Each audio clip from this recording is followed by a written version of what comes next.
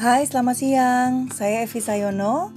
Pada siang hari ini di tanggal 11 September 2021, saya akan membacakan ringkasan buku Homo Deus, karya Yuval Noah Harari. Sebagai catatan, mungkin buku yang saya baca ini adalah buku berbahasa Inggris yang kemudian saya baca, lalu saya ringkas. Dan ringkasannya inilah yang kemudian saya bacakan pada audiobook ini. Bagian yang akan saya baca pada siang hari ini adalah bab 2. Bab 2 ini terdiri dari beberapa subbab. Nah, subbab yang akan saya bacakan pada siang hari ini judulnya adalah Organisms are Algorithms, atau organisme itu memang sebenarnya adalah algoritma. Mulai dari halaman 96, 97, 98, 99 sampai dengan halaman 102. Organisms are algorithms.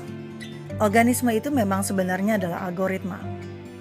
Algoritma sendiri adalah sebuah atau satu set langkah-langkah yang metodis yang digunakan untuk melakukan sebuah kalkulasi, menyelesaikan sebuah permasalahan, dan akhirnya tujuan dapat tercapai. Sebuah algoritma bukanlah sebuah pengkalkulasian atau penghitungan yang partikular, atau bukan penghitungan khusus, tapi lebih kepada metode yang harus diikuti ketika melakukan pengkalkulasian. Contohnya begini. Ketika kita ingin menghitung rata-rata di antara dua bilangan, kita dapat menggunakan algoritma sederhana. Algoritmanya bunyinya seperti ini. Langkah 1, jumlahkan kedua bilangan.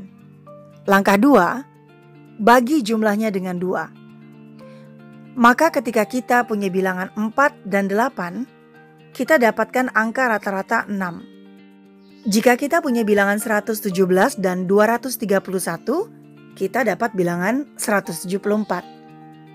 Apa ada contoh algoritma yang lain? Iya, resep masakan adalah algoritma yang lebih kompleks. Algoritma untuk menyiapkan sup sayuran. 1. Panaskan setengah cangkir minyak di panci.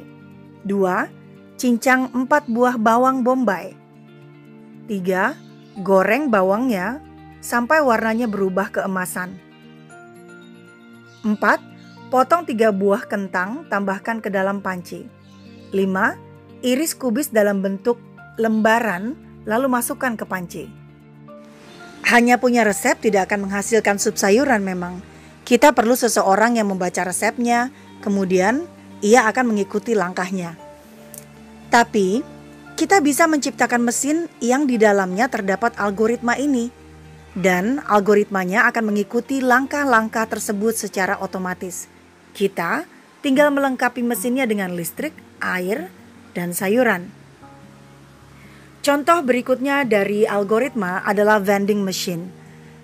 Jadi vending machine tuh kayak mesin gitu yang ngejual minuman atau makanan, lalu kita masukin uang, lalu nanti makanannya atau minumannya keluar sendiri dari kotak itu gitu ya. Contoh berikutnya dari algoritma adalah vending machine.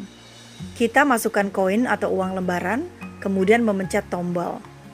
Tombolnya itu misalnya kopi susu, gula 2 blok.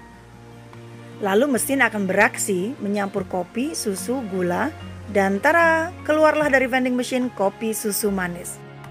Nah, ini adalah contoh dari algoritma atau algorithms. Kita yang menekan tombol pada vending machine itu juga algoritma kalau menurut Harari. Jika kita menekan tombol yang tepat, kita bukan hanya bisa menghasilkan kopi susu, tapi menghasilkan algoritma lain atau mengeluarkan vending machine lain. Maksudnya si manusia ini ya, memproduksi vending machine lain. Algoritma pada makhluk hidup untuk dapat bertahan hidup. Ilustrasinya seperti ini. Ada seekor babun itu sejenis kera ya. Ada seekor babun, kemudian di seberangnya ada pisang-pisang gitu. Tapi di dekat pisangnya itu ada harimau. Apa yang akan dilakukan si babun bergantung kepada kemampuan matematikalnya, utamanya kemampuan mengalkulasi probability atau probabilitas. Dan juga kemampuannya si babun untuk mengolah data. Misalnya kayak gini. Berapa jarak antara saya ini si babun maksudnya ya. Berapa jarak antara saya dan pisang? Kemudian berapa cepat harimau bisa berlari? Lalu seberapa cepat saya bisa berlari? Terakhir, seberapa lapar saya? Salah satu algoritmanya memperhitungkan bahaya. Jika hitungannya menang, maka hadiahnya besar. Ia bisa bertahan hidup. Pada manusia, algoritma untuk bisa survive atau bertahan hidup tidaklah cukup. Algoritma berikutnya adalah algoritma untuk berkembang biak. Ilustrasinya seperti ini.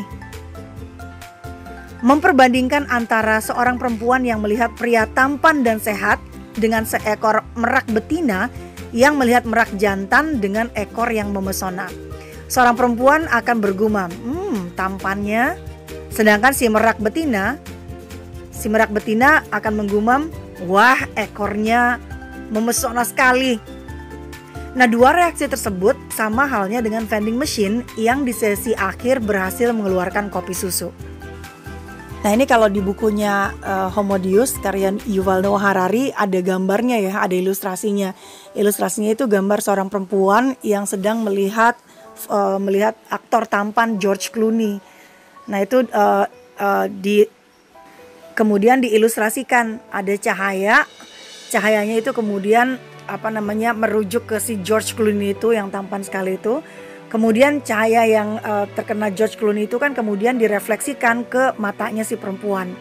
Jadi refleksi dari ketampanannya George Clooney itu bisa masuk ke matanya si perempuan ini.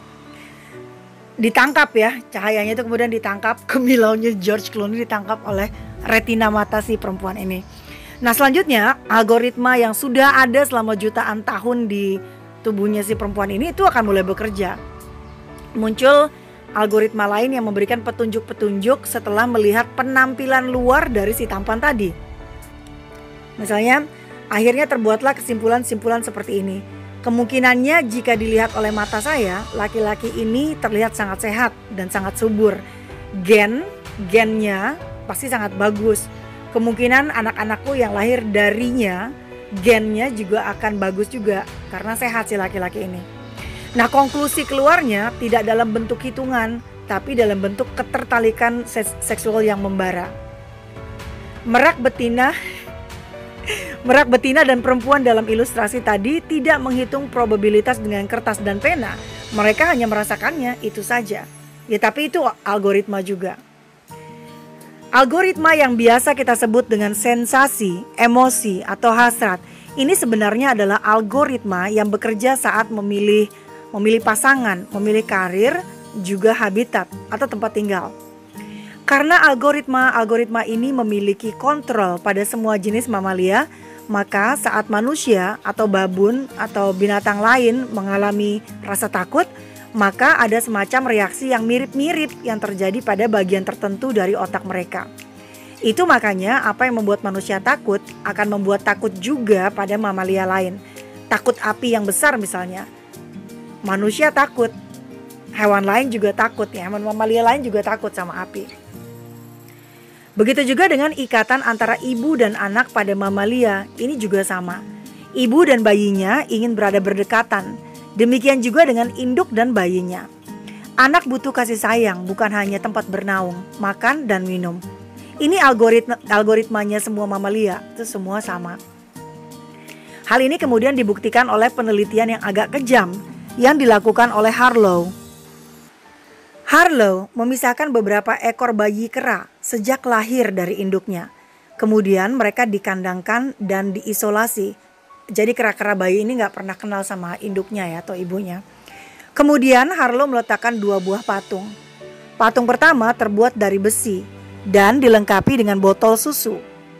Patung yang kedua tidak ada botol susunya, jadi gak ada makanannya ya. Tapi patung kedua ini dilengkapi dengan sejenis selimut berbulu yang lembut. Harlow menyangka bahwa bayi kera akan menempel dan bergantung pada patung induk kera yang memiliki botol susu.